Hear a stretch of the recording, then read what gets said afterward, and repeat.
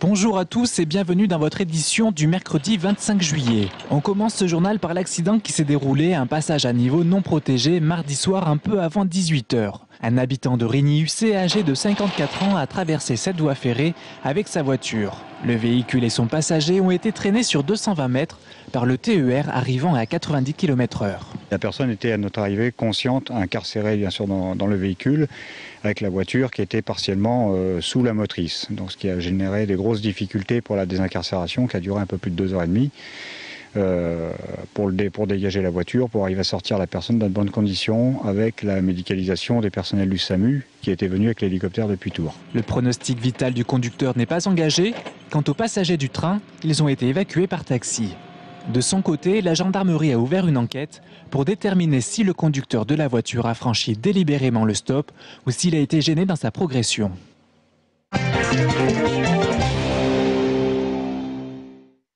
Ils frappent fort, ils marchent au pas et surtout ils veulent apprendre les rudiments du métier de gendarme pour devenir réserviste. Cette année, 90 jeunes d'une vingtaine d'années se sont inscrits à la formation qui se déroule à Orléans. Parmi eux se trouvent 24 jeunes d'Indre-et-Loire et du Loir-et-Cher. C'était pour découvrir le milieu, parce que ça fait 4 ans que je veux être CRS. Donc c'était pour voir comment se déroulait la vie de militaire, quoi. J'aime mon pays, je veux servir la population. Et puis voilà, c'est surtout cette grande phrase qui compte, c'est aider son prochain. C'est le terrain, c'est voir des gens, rencontrer des gens, mener des actions dans les milieux qui peuvent être difficiles, avoir un peu d'action, mine de rien, dans la vie, quoi.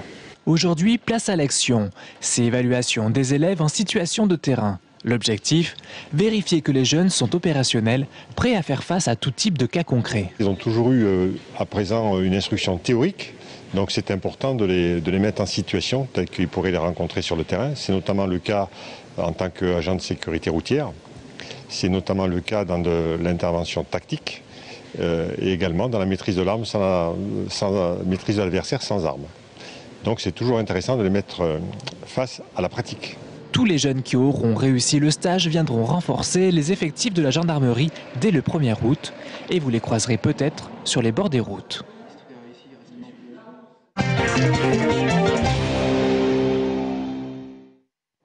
Un lieu chargé d'histoire qui a vu passer les grands hommes qui ont façonné la France.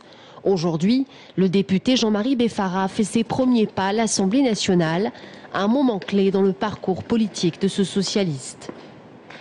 Écoutez, c'est un moment de très grande émotion. Enfin, je crois que ça sera un élément extrêmement marquant de ma vie politique, mais aussi de ma vie d'homme. Je pense que c'est un grand jour aujourd'hui. Et ce jour, Jean-Marie Beffara y a beaucoup pensé lors de son trajet jusqu'à Paris.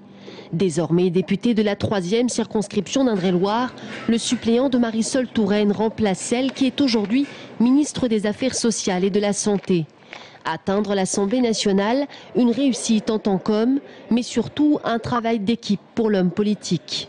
Tous ceux qui politiquement m'ont aussi aidé à me construire, à m'installer, d'abord comme élu municipal, puis comme élu régional, puis aujourd'hui député. Je pense que c'est aussi l'accomplissement d'un parcours politique qui n'est pas un parcours solitaire, mais pour lequel je dois beaucoup à beaucoup de militants, d'élus, à Marisol Touraine entre autres.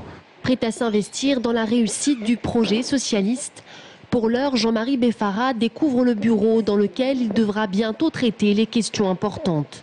Il va falloir s'organiser puisque, imaginez, dans cet espace, il y aura bientôt, en plus de moi, un collaborateur. Et donc il faudra qu'on cohabite pour travailler au mieux dans un petit espace. Direction à présent la salle 6350 où siège la commission des finances. Première entrée pour celui qui est aussi vice-président du conseil régional du centre en charge des finances et des moyens généraux. En tant que député, son combat sera aussi celui de participer à la refonte de la fiscalité des collectivités locales.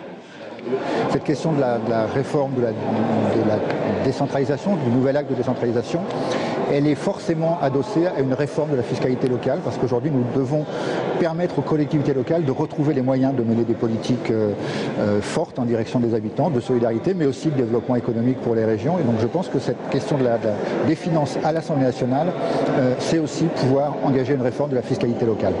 Il est un peu plus de 16 heures. La séance des questions au gouvernement est levée. Les députés quittent l'hémicycle. Premières impressions pour Jean-Marie Beffara.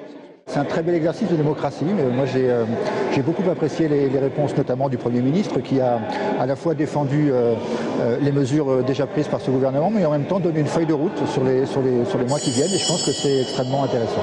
Député, une fonction que Jean-Marie Beffara se dit prêt à incarner dans un paysage politique acquis aux socialistes, mais qui n'en reste pas moins un chantier où de nombreuses actions sont attendues par les Français.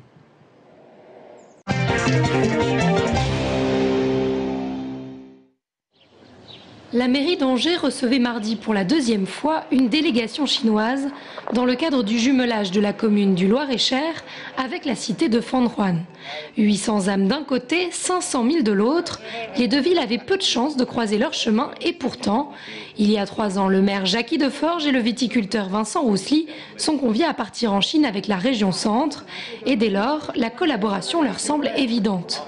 Depuis, les échanges s'enchaînent. Le vin d'Angers est très connu et apprécié depuis 2 ans à Fenrouan. L'année dernière, il y a une délégation de peintres chinois qui a rendu visite à Angers et ils ont été très bien accueillis et ils ont beaucoup appris. Et nous allons renforcer nos échanges dans les années à venir. Une collaboration qui va effectivement encore évoluer. Là, on agrandit le partenariat en proposant des sessions de commercialisation à travers le collège d'Amboise, le collège vinicole, de manière à ce qu'ils apprennent à consommer le vin, vendre le vin, toute une école du vin. Et du reste, ils ont ouvert 3 boutiques sur les communes et sur le canton de Chantilly. Et c'est dans une ambiance plus amicale que protocolaire que la commune d'Angers tente de transmettre sa culture du vin et de promouvoir l'appellation Touraine dans l'Empire du Milieu.